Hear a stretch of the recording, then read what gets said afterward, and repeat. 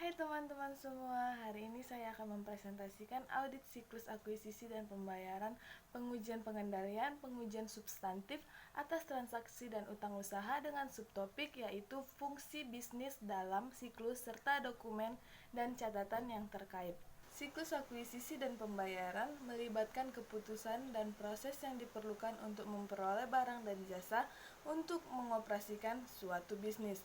Di dalam siklus akuisisi dan pembayaran ini ada beberapa proses yang perlu diperhatikan. Yang pertama yaitu memproses pesanan pembelian. Permintaan akan barang dan jasa oleh personil klien merupakan titik awal dalam siklus ini. Bentuk dari permintaan dan persetujuan yang diperlukan tergantung pada sifat barang dan jasa serta kebijakan perusahaan tersebut. Nah, dokumen yang umum yang digunakan saat ini yaitu yang pertama permintaan pembelian, yang merupakan dokumen yang digunakan untuk meminta barang dan jasa oleh karyawan yang berwenang. Dokumen yang kedua yaitu pesanan pembelian, yaitu dokumen yang digunakan untuk memesan barang dan jasa dari vendor. Nah, proses yang kedua yaitu menerima barang dan jasa.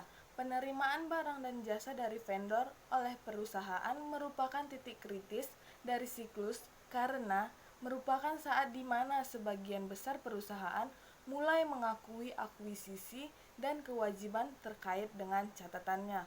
Dokumen yang digunakan yaitu laporan penerimaan, yang merupakan kertas atau dokumen elektronik yang dibuat pada saat barang diterima.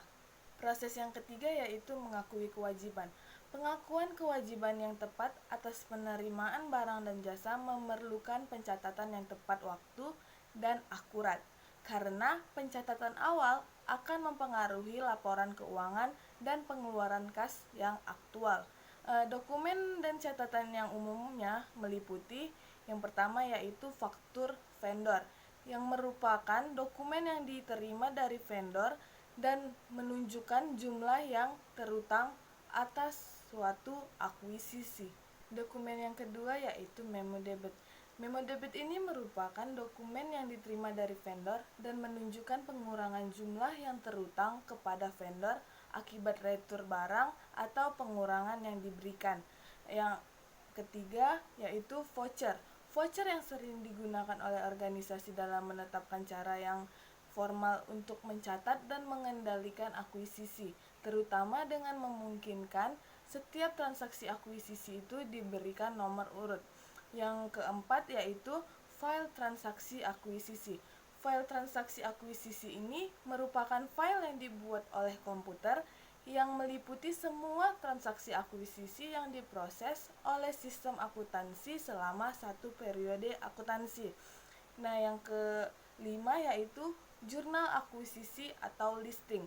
Jurnal akuisisi atau listing ini sering juga disebut sebagai jurnal pembelian yang umumnya dibuat dari file transaksi akuisisi. Jurnal ini juga mengidentifikasi apakah akuisisi dilakukan secara tunai atau dengan utang usaha. Nah, yang keenam yaitu file induk piutang usaha.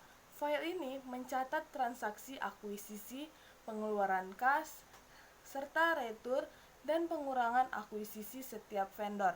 Nah, dokumen yang ketujuh yaitu neraca saldo utang usaha, yaitu yang mencantumkan jumlah yang terutang kepada setiap vendor atau dari setiap faktur atau voucher pada suatu titik waktu.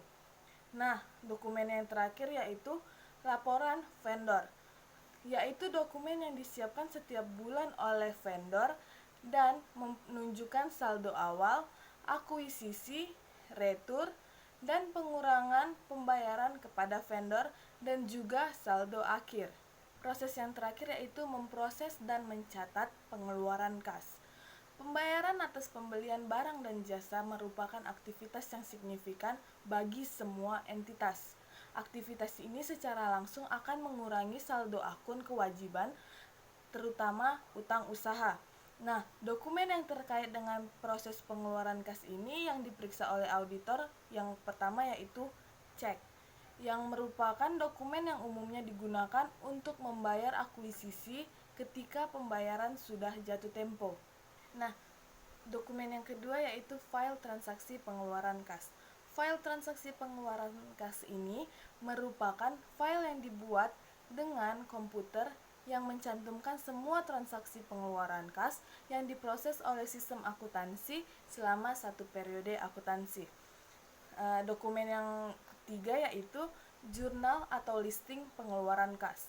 Jurnal atau listing pengeluaran kas ini adalah listing atau laporan yang dibuat dari file transaksi pengeluaran kas yang mencantumkan semua transaksi selama setiap periode. Demikianlah topik yang dapat saya sampaikan. Terima kasih atas perhatiannya dan mohon maaf jika ada kesalahan dalam penyampaian topik. Terima kasih.